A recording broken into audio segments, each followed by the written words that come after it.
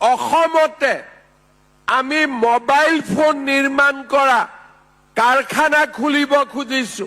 আমি আৰু কাম কৰি আছো। আমাৰ স্কুলবিলাক আমি লাহে লাহে 8 কোটিকৈ টকা দি 6 কোটিকৈ টকা দি আমাৰ স্কুলবিলাক আমি নতুনকৈ নিৰ্মাণ কৰাৰ কাম আৰম্ভ কৰিছো। চাহ বাগিচাত লৰা ছোৱালীয়ে যাতে পঢ়িব পাৰে, আমি চাহ বাগিচাত হাই স্কুল নিৰ্মাণ কৰিছো, হায়াৰ ছেকেণ্ডাৰী নিৰ্মাণ কৰিছো।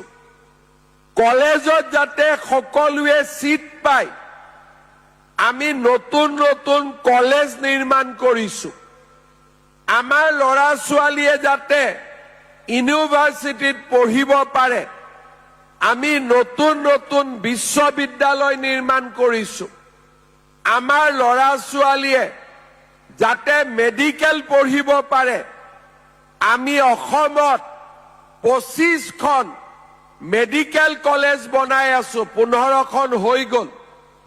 ইঞ্জিনিয়াৰিং কলেজ কৰি আছো, যাতে দুখীয়া লৰা ছোৱালী, মধ্যবিত্ত লৰা ছোৱালীয়ে সকলোৱে নিজৰ সপোনবিলাক পূৰণ কৰিব পাৰে।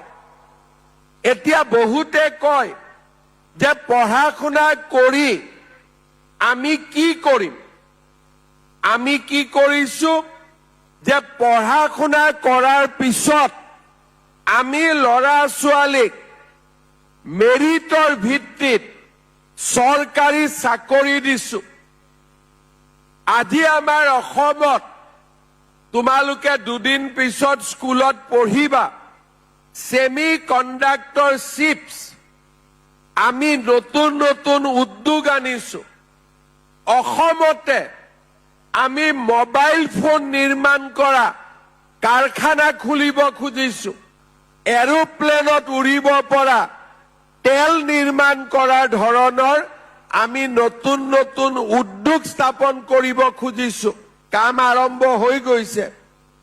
আজি আমাৰ অসমত যাতে নতুন প্ৰজন্ম, তোমালোক যেতিয়া ডাঙৰ হবা, প্ৰত্যেকজন লৰাই অসমত যাতে কিবা এটা কৰিব পাৰে, তাৰ বাবে আমি অসমত উদ্যোগীকৰণ, কৃষিৰ উন্নতি, হৰ্টিকালচাৰ, ভেটেনাৰী সকলো দিশতে আমাৰ ৰাজ্যখনক আমি আগুৱাই লৈ যোৱাৰ পৰিকল্পনা কৰিছো।